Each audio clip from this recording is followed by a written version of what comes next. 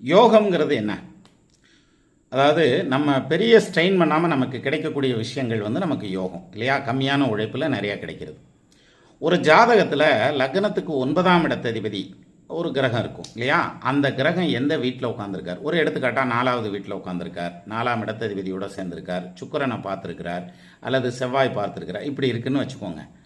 இந்த செவ்வாய், சுக்கிரன் அல்லது 4ஆம் இடம் இதெல்லாம் வீடு, மனை, வண்டி, வாகனம் இது சம்பந்தமான விஷயங்களை குறிக்கக்கூடியது.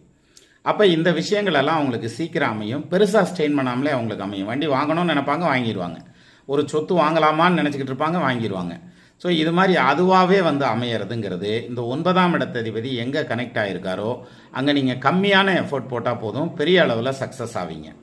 இதை புரிஞ்சுக்கிட்டு செயல் பண்ணுறதுங்கிறதான் லைஃப்பை, வாழ்க்கையை அது போக்கில் கொண்டு போய் சக்ஸஸ் பண்ணுறதுங்கிறது அர்த்தம்.